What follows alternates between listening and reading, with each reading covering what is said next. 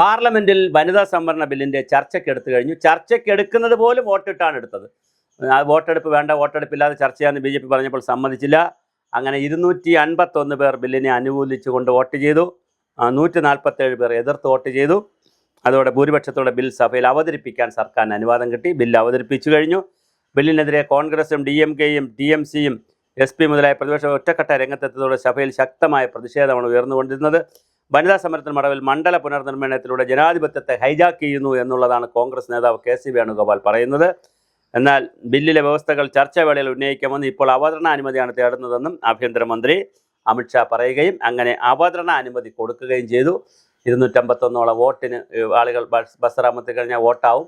അങ്ങനെ എടുക്കാം ചർച്ചയ്ക്ക് എന്നുള്ളത് ദക്ഷിണേന്ത്യൻ സംസ്ഥാനങ്ങളിലെ രാഷ്ട്രീയ പ്രാതിനിധ്യത്തെയും രാജ്യത്തിൻ്റെ ഫെഡറൽ സംവിധാനത്തെയും ഗുരുതരമായി ബാധിക്കുന്ന മണ്ഡല പുനർനിർണയം ബില്ലിനെതിരെ ഇന്ത്യ മുന്നണി ശക്തമായി രംഗത്ത് വന്നിരിക്കുകയാണ്. വനിതാ സമരത്തിന് മറവിൽ ലോക്സഭാ സീറ്റുകളുടെ എണ്ണം 850 ഉയർത്താനും 2011 സെൻസസ് അടിസ്ഥാനമാക്കി 2011 സെൻസസ് അടിസ്ഥാനമാക്കി മണ്ഡലങ്ങൾ വെട്ടിമുറിക്കാനുമുള്ള കേന്ദ്രത്തിൻ്റെ നീക്കത്തെയാണ് ജനാധിപത്യത്തെ കശാപ്പ് ചെയ്യുന്നു എന്ന് പറഞ്ഞ് പ്രതിപക്ഷം ബഹളമുണ്ടാക്കുന്നത്. ജനസംഖ്യാ നിയന്ത്രണം ഫലപ്രദമായി നടപ്പിലാക്കിയ കേരളം, തമിഴ്നാട് തുടങ്ങിയ സംസ്ഥാനങ്ങൾക്ക് സീറ്റ് നഷ്ടപ്പെടുമെന്നും പാർലമെൻറ്റിൽ ഇത് ജനസംഖ്യ കൂടിയ ജനസംഖ്യയായ ഉത്തർപ്രദേശിനും അനാവശ്യമായ മേധാവിത്വം കിട്ടുമെന്നാണ് KC വേണുഗോപാലും MK സ്റ്റാലിൻ ഉൾപ്പെടെ നേതാക്കൾ ചൂണ്ടിക്കാണി. ഭരണഘടനാ ഭേദഗതി ബില്ലിനെതിരെ വോട്ട് ചെയ്യുമെന്ന് പ്രഖ്യാപിച്ച പ്രതിപക്ഷം നിലവിലുള്ള 543 സീറ്റുകളിൽ തന്നെ അടിയന്തരമായി 33% വനിതാ സമരം നടപ്പിലാക്കണമെന്ന നിലപാടിലാണ് ഉറച്ചു നിൽക്കുകയാണ്. സഭയിൽ ബില്ലിനെതിരെ ഒറ്റക്കെട്ടായി പോരാടുമെന്നും BJPയുടെ ഈ രഹസ്യ അജണ്ട രാജ്യത്തിൻ്റെ ഫെഡറൽ മൂല്യങ്ങളെ തകർക്കുമെന്നും മുന്നണി വലിയ ഇതാണ് കൊടുത്തിരിക്കുന്നത്. അതേസമയം ഇത് പറയുന്ന സമയത്ത് തന്നെ വളരെ വലിയ തോതിലാണ് ബില്ലുകൾ അവതരിപ്പിച്ചു. ഇനിയിപ്പോൾ നാളെ 4 മണിക്കാണ് ഇതിൻ്റെ വോട്ടെടുപ്പ് നടക്കുന്നത്. ഭരണഘടനാ ഭേദഗതി ബില്ലും മണ്ഡല പുനർനിർണയ ബില്ലും ഡൽഹി, ജമ്മു കാശ്മീർ, പുതുച്ചേരി കേന്ദ്രഭരണ പ്രദേശങ്ങളിലെ പ്രത്യേക ബില്ല് എന്നിവയാണ് പാർലമെൻറ്റിൽ പ്രത്യേക സമ്മേളനത്തിൽ കേന്ദ്രമന്ത്രി അർജുൻ റാം മേഘ്വാൾ അവതരിപ്പിച്ചത്. ഇവ പാസ്സാക്കുന്നതിനുള്ള വോട്ടെടുപ്പ് നാളെ വൈകുന്നേരം 4 മണിക്കാണ് നടക്കുമെന്ന് സ്പീക്കർ ഓം ബിർള പറഞ്ഞിട്ടുണ്ട്. 3 ദിവസത്തെ പ്രത്യേക സമ്മേളനം കൂടിയതിനാണ് ഇന്നലെ ചേർന്നു. ഇന്നായി നാളെയായി 33% സമ്മേളനം നടപ്പിലാക്കാവുന്ന വരെ ലോക്സഭാ സീറ്റുകളുടെ എണ്ണം 540 നിന്ന് 850 ഉയർത്തുന്നതാണ് മണ്ഡല പുനർനിർണയവുമായി ബന്ധ ബില്ലിൽ ലോക്സഭയിൽ അവതരിപ്പിക്കുന്നത്. 815 കവിയാത്ത അംഗങ്ങളും കേന്ദ്ര ഭരണ പ്രദേശങ്ങളിൽ 35 വരുന്ന 850. ഭരണഘടനാ ഭേദഗതി ബില്ലും മണ്ഡല പുനർനിർമ്മാണ ബില്ലും ഡൽഹി, ജമ്മു കാശ്മീർ, പുതുച്ചേരി കേന്ദ്രമന്ത്രി പ്രത്യേക ബില്ലും 3 ബില്ലുകളായിട്ടാണ് പാർലമെൻറ്റിൽ മണ്ഡല നിർണയത്തിലുള്ള ബിൽ സർക്കാർ അവതരിപ്പിക്കുന്നത്.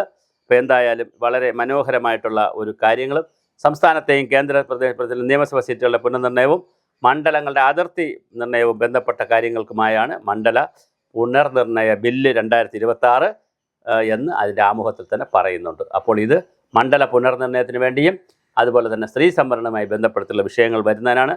നിലവിലെ 543 ലോക്സഭാ മണ്ഡലങ്ങൾ 33% സ്ത്രീകൾക്ക് സംവരണം ചെയ്യുന്നതിന് പകരം വനിതകൾക്ക് നൽകാൻ എന്ന പേരിൽ ആകെ ലോക്സഭാ മണ്ഡലങ്ങളുടെ എണ്ണം 850 ഉയർത്തുന്നതിലാണ് പ്രതിപക്ഷത്തിൻ്റെ ഒരു എതിർപ്പുള്ളത്. പ്രതിപക്ഷം വിവാദമാക്കിയതിന് പിന്നാലെ ചൊവ്വാഴ്ച ഉച്ചയോടെ 3 ബില്ലുകളുടെ പകർപ്പുകൾ MPമാർക്ക് നൽകി. ഇന്നലെ അതിൻ്റെ പകർപ്പെല്ലാം കൊടുത്തു.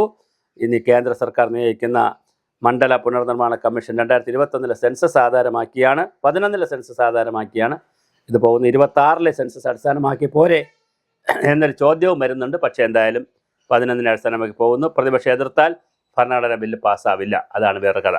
പശ്ചിമ ബംഗാൾ നിയമസഭാ തെരഞ്ഞെടുപ്പ് കഴിഞ്ഞ് ഏപ്രിൽ 29 ശേഷം നടക്കുന്ന യോഗം വിളിച്ച് ചർച്ച ചെയ്ത് അവതരിപ്പിച്ചാൽ മതി എന്ന പ്രതിപക്ഷ ആവശ്യം തള്ളിയാണ് ഏകപക്ഷീയമായി സർക്കാർ മുന്നോട്ട് പോകുന്നതെന്നും ബില്ലിനെ എതിർത്തുകൊണ്ട് AICC general secretary KC Venugopal, NK Premachandran MP, K Radhakrishnan, Akhilesh Yadav തുടങ്ങിയവരും അനുകൂലിച്ച് അമിത്ഷാ അടക്കമുള്ളവരും സംസാരിച്ച് കഴിഞ്ഞു പാർലമെൻറ്റിൽ. എന്തായാലും DMK അംഗങ്ങൾ കറുത്ത വസ്ത്രം ധരിച്ചാണ് സഭയിലെത്തിയത്.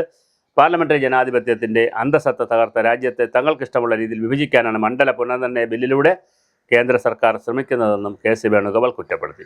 ഈ ബില്ല് പാസ്സായാൽ അത് രാജ്യത്തിൻ്റെ അതിർത്തി മണ്ഡലങ്ങളുടെ നിർണ്ണയിക്കാൻ സർക്കാരിന് കേവല ഭൂരിപക്ഷം മാത്രം മതിയാകുമെന്നാണ് ഏറ്റവും വലിയ അപകടം.